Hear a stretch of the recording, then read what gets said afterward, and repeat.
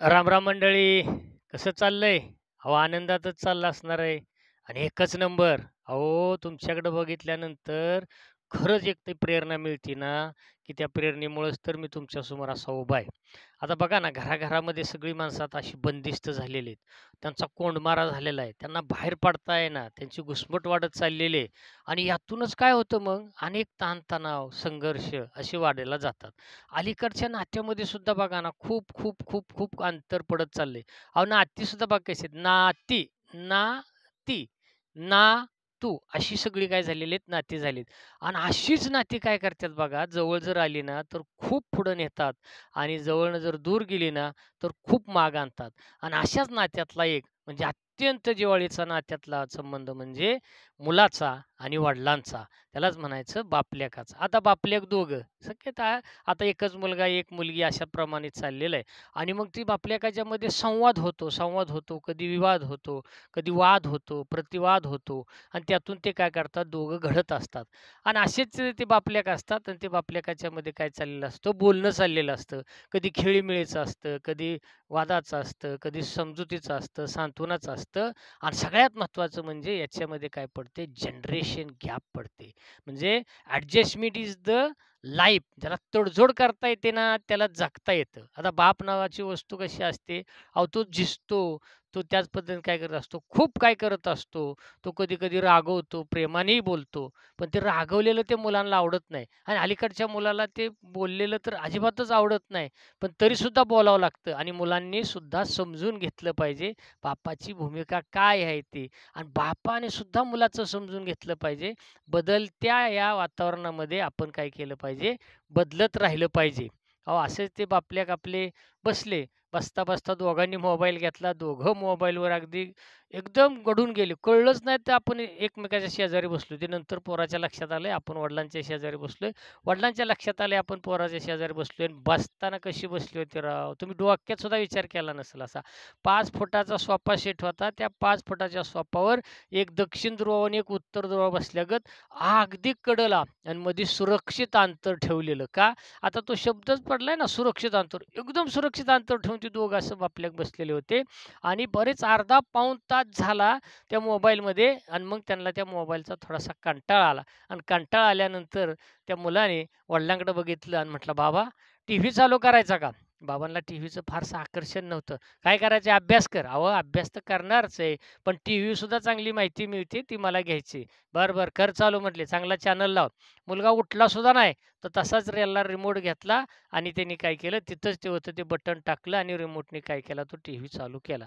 आता टीव्ही चालू झाला, टीव्ही चालू झाल्यानंतर चॅनल चांगला आवडीचा लागला.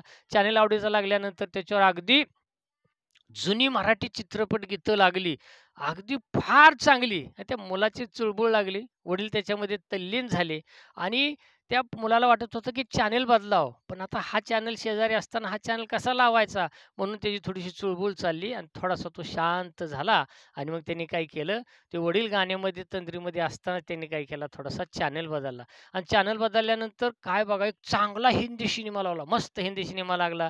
त्याच्यामधले संवाद चांगले होते, कथा चांगली होती आणि असंच सगळं सुरू असताना एकाएकी ती दोघं त्याच्यामध्ये रमली आणि त्या चित्रपटामध्ये एक असा सीन आला, एक तर त्या बापाने तर उठलं पाहिजे होतं, नाहीतर पोराने तर उठलं पाहिजे होतं. पण पोरगं तर अगदी आता रेलूनच बसलं होतं.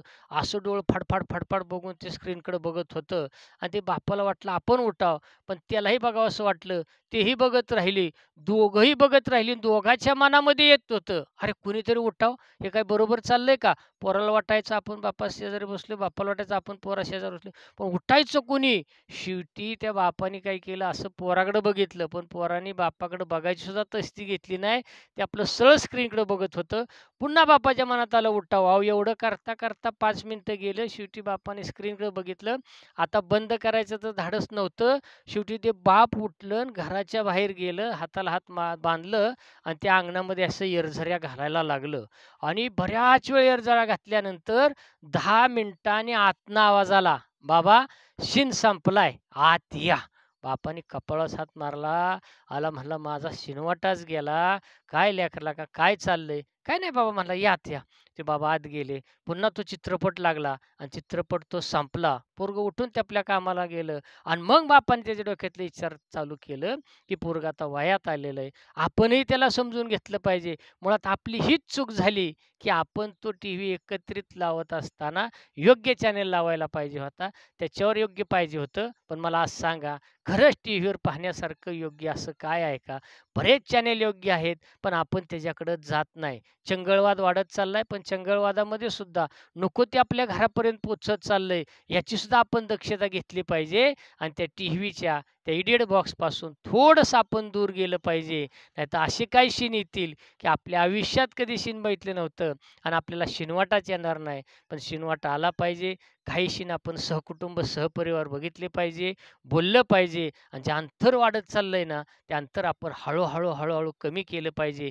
ती पेज भरून काढली पाहिजे आणि याचीसाठी केला होता अट्टास आपण म्हटलं पाहिजे आणि प्रत्येक दिवस आपण असा आनंदात घातला पाहिजे. बापाने सुद्धा पोराला मिठी मारली पाहिजे. मुलाने सुद्धा बापाला कडाडून मिठी मारली पाहिजे. एकत्रित संवाद केलं पाहिजे. कधीतरी अरे-तुरे सुद्धा बोललं पाहिजे. त्याचा खूप मोठा आनंद येतोय आणि तुम्ही त्याचा काय करा, अनुभव घ्या. नक्कीच तुम्ही अनुभव घ्याल. हा व्हिडिओ कसा वाटला ते आम्हाला कळवा. आमच्या चॅनेलवर काय करा, सबस्क्राईब करा, लाईक करा, कमेंट करा आणि इतरांनाही पाठवा आणि जे यातल्यामधलं तुम्हाला आवडलंय ना, ते आम्हाला काय करा, कळवत चला. त्यामुळे अजून आम्हाला उत्साह मिळेल. धन्यवाद. शुभ दिवस.